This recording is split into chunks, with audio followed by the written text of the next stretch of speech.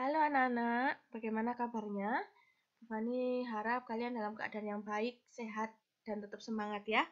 Nah, kita kali ini sudah masuk di energi dan perubahannya di subtema yang ketiga, energi alternatif. Nah, hari ini kita akan belajar muatan PPKN tentang hak dan kewajiban. Nah, di tema-tema sebelumnya kita sudah membahas hak dan kewajiban.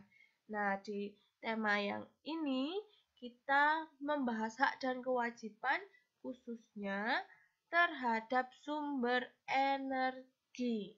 Oke. Nah, sebelumnya Bu Fani mau bertanya, apakah ada yang masih ingat dari pengertian hak dan juga pengertian kewajiban? Ada yang masih hafal? Ya, hak adalah segala sesuatu yang harus kita terima, ya. Kemudian sedangkan kewajiban adalah apa? Ya, kewajiban adalah segala sesuatu yang harus kita lakukan. Iya, betul. Nah, kita harus melakukan kewajiban dan memperoleh hak dengan seimbang. Maksudnya di sini kita harus melakukan kewajiban kita terlebih dahulu untuk memperoleh hak. Nah, kalau kita melakukan kewajiban dan memperoleh hak dengan seimbang, kita akan memperoleh keuntungan dan juga kita tidak merugikan orang lain. Nah, jadi jangan sampai kita hanya meminta hak saja tanpa melakukan kewajiban. Yang betul adalah kita harus melakukan kewajiban kita dan nantinya kita bisa memperoleh hak yang harus kita terima. Nah, contoh dari kewajiban dan hak terhadap energi. Apa kira-kira contohnya?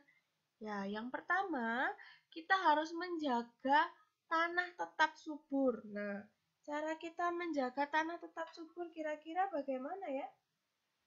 Dengan cara, ada yang tahu mungkin? Ya, menjaga tanah tetap subur itu kita dengan cara menanam tanaman atau memiliki pekarangan untuk menanam tanaman. Nah, kemudian juga menggunakan pupuk kompos. Kita lebih memilih pupuk kompos daripada pupuk yang lainnya. Nah, itu merupakan kewajiban kita untuk menjaga tanah agar tetap subur. Nah, dari kewajiban yang sudah kita lakukan, kita akan memperoleh hak kita. Nah, hak yang akan kita peroleh jika kita menjaga tanah tetap subur adalah sumber makanan kita dapat terjaga. Nah, jika tanah tetap subur, berarti kita bisa menanam. Contohnya menanam padi. Nah, karena kita menanam padi, kita akan menghasilkan beras. Nah, beras itu merupakan sumber makanan kita. Ataupun lainnya, mungkin kita menanam buah-buahan. Nah, kalau buah-buahan itu sudah kita tanam di tanah yang subur, nah kita akan juga memperoleh hasilnya, yaitu buah-buahan yang segar. Nah, kemudian selain itu ada juga tidak membuang limbah atau sampah ke sumber air. Nah, kita tidak membuang sampah sembarangan, contohnya di sungai atau di sumber air itu seperti sumur. Nah, saat kita tidak membuang sampah atau limbah, nah kita juga akan mendapatkan hak kita, yaitu mendapatkan air bersih. Bayangkan kalau kita membuang sampah di sumur contohnya. Kira-kira nanti waktu kita mau mandi airnya bagaimana?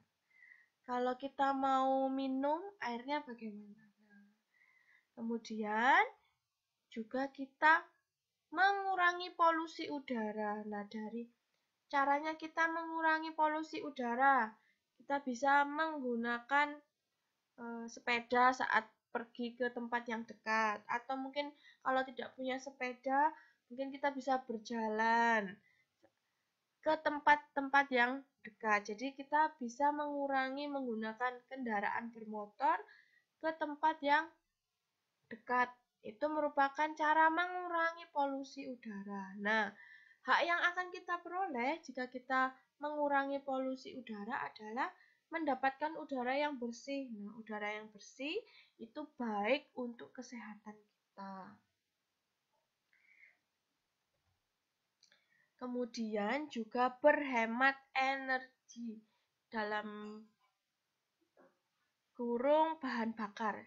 Jadi terutama bahan bakar. Bahan bakar ini adalah energi yang dapat habis. Nah, kita harus berhemat energi, itu merupakan kewajiban kita. Nah, hak yang akan kita peroleh jika kita menghemat energi adalah kita dapat menggunakannya sesuai kebutuhan kita. Contohnya, kalau kita menghemat gas LPG.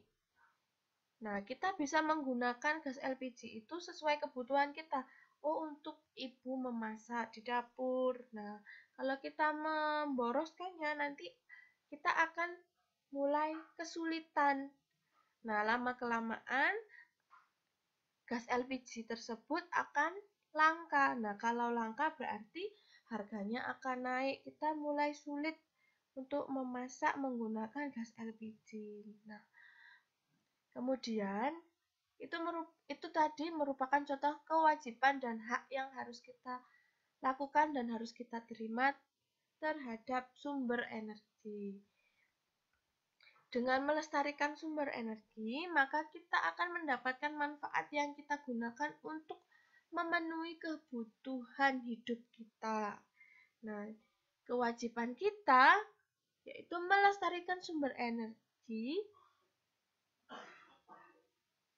yang harus kita lakukan sejak dini dan tidak dapat diwakilkan kepada orang lain. Nah, jadi melakukan kewajiban itu merupakan sesuatu yang harus kita biasakan sejak dini, sejak kecil, dan tidak dapat diwakilkan kepada orang lain. Ya, kita semua wajib untuk melestarikan sumber energi kita.